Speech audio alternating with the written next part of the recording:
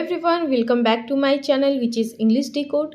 दोस्तों आज फिर से एक नई कहानी लेकर आई हूँ जिसका टाइटल है worthless obligations.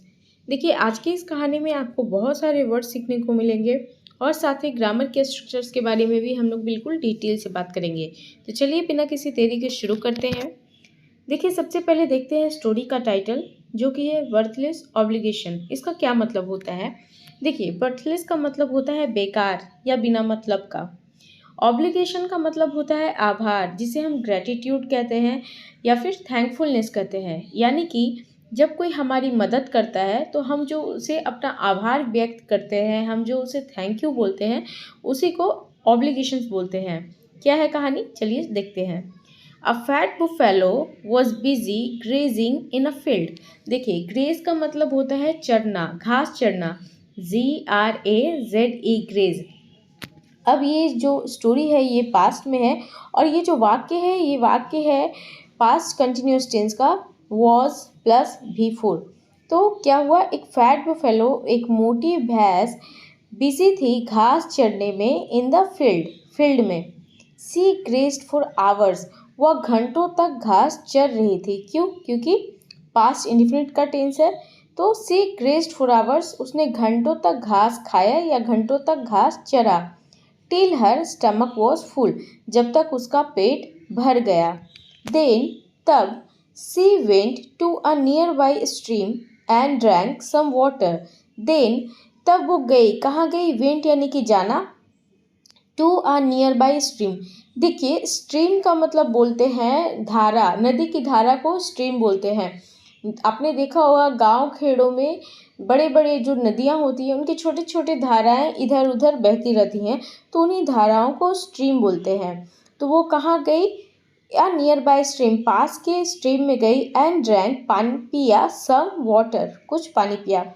C started feeling lazy due to a full stomach. देखिए उसे लेजी फील करना किया उसने। सी स्टार्टेड फीलिंग लेजी, उसे लेजी फील होना शुरू हो गया, महसूस करने लगी। क्यों? Due to a full stomach, पेट भरा हुआ रहने के कारण।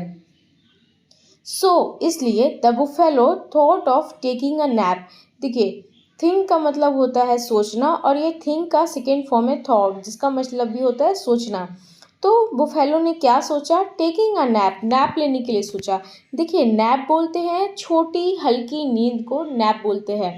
आपने देखा होगा दोपहर को खाना खाने के बाद जब हम आलस आने लगता है हमें और हम थोड़ी देर के लिए जब सोते हैं तो उस थोड़ी देर के लिए सोना उसे नैप बोलते हैं, NAP nap.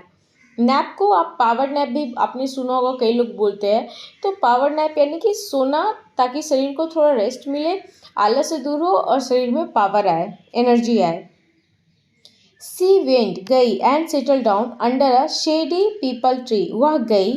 And settle down यानी कि बैठ जाना या फिर शांत हो जाना। तो वो क्या हो गई? बैठ गई। Under a shady people tree, people के छायादार पेड़ के नीचे वो जाकर बैठ गई। सून, जल्द ही। The buffalo was dozing. Dozing का क्या मतलब होता है? देखिए डोजिंग का मतलब होता है ऊँघना, ऊँघाई लेना या फिर कहना हल्की नींद में चले जाना। यानी सून यानी जल्द ही। The buffalo was dozing, buffalo हल्की गहरी नींद में चली गई थी। A crow had flown in from a nearby village. अब देखिए अ क्रोन हैड फ्लोन, अब ये जो वाक्य है ये है पास्ट परफेक्ट का। क्यों? क्योंकि हैड प्लस V3। तो एक कौवा आया या एक कौवा आ चुका था। इन, कहाँ? उस गांव में। From a nearby village, बगल के नज़दीक के गांव से। He was feeling very tired and hungry, वह बहुत थका हुआ, टायर्ड यानी कि थका हुआ, हंग्री यानी कि भूखा महसूस कर रहा था। वॉज फीलिंग महसूस कर रहा था, पास्ट कंटिन्यूअस टेंस। सून, जल्द ही found a piece of bread, जल्द ही उसने रोटी का एक टुकड़ा पाया या फिर ब्रेड का एक टुकड़ा पाया। विच ही क्विकली एट अप, जिसे उसने जल्द ही खा लिया। क्विकली यानी कि जल्दी से, क्विकली एडवर्ब है। तो क्या किया उसने? जल्दी से खा लिया। देन ही वेंट, वह गया। And settle on the buffaloes back, और भैंस की पीठ पर बैठ गया, सेटल हो गया। The crow sat and rested on the buffaloes back for a few hours. अब देखिए, कौआ बैठ गया, सैट एंड रेस्टेड आराम किया, ऑन द बुफेलोज बैक भैंस की पीठ पर, फॉर अ फ्यू आवर्स कुछ घंटों के लिए। अ फ्यू मतलब कुछ घंटों के लिए, कुछ के लिए। अ फ्यू का मतलब होता है कुछ और आवर्स यानी घंटों, तो अ फ्यू आवर्स यानी कुछ घंटों के लिए। देन तभी the buffalo woke up, buffalo जाग गया।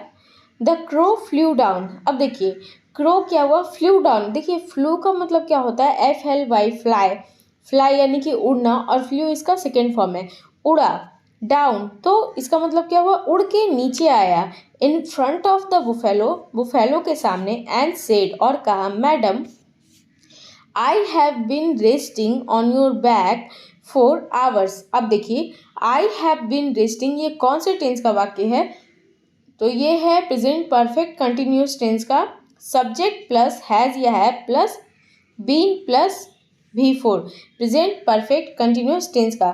तो उसने क्या कहा, मैं कब से, आई हैव बीन रेस्टिंग मैं आराम कर रही थी, on your back for hours कई घंटों से। I want to thank you for your kindness, मैं थैंक यू बोलना चाहती हूँ, फॉर योर काइंडनेस यानी कि आपकी दयालुता के लिए। You don't need to thank me.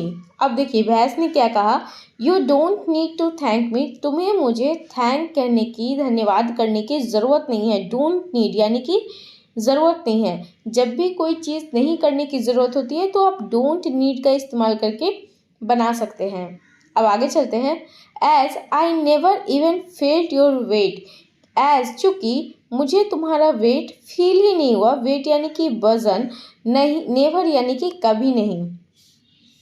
I don't know when you came और वेन यू गॉट अप। अब देखिए, आई डोंट नो मैं नहीं जानती, वेन यू केम कब तुम आए, वेन यानी कि कब, यू केम तुम आए पास्ट में, और वेन यू गॉट ऑफ। देखिए गॉट ऑफ का मतलब होता है उतरना, तो तुम कब आए और कब उतर गए। Do not be obliged for the things और events which do not matter much.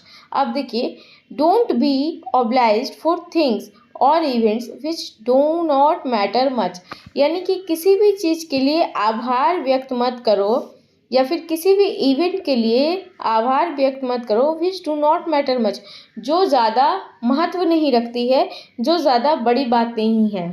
With this birds, इन शब्दों के साथ, द बुफेलो गॉट अप, भैंस उठ गई, एंड वेंट अवे और चली गई, वेंट अवे यानी दूर चली गई।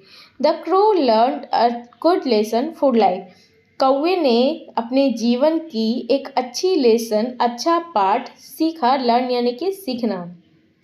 तो भैंस ने उससे क्या कहा, डोंट बी ऑब्लाइज्ड मतलब आभार व्यक्त मत करो, फॉर थिंग्स और इवेंट उन चीज़ों के लिए, विच डू नॉट मैटर मच जो ज़्यादा महत्व नहीं रखती है, क्योंकि भैंस को तो कौवे का भार बिल्कुल पता ही नहीं चला कि कौवा कब आया और कब उतर गया, तो इसलिए भैंस ने ऐसा कहा।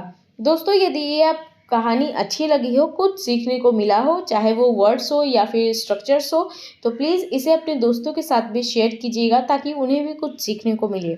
अगर आपने मेरे चैनल को सब्सक्राइब नहीं किया है तो प्लीज़ सब्सक्राइब कर लें। आज के लिए बस इतना ही, मिलते हैं नेक्स्ट वीडियो में।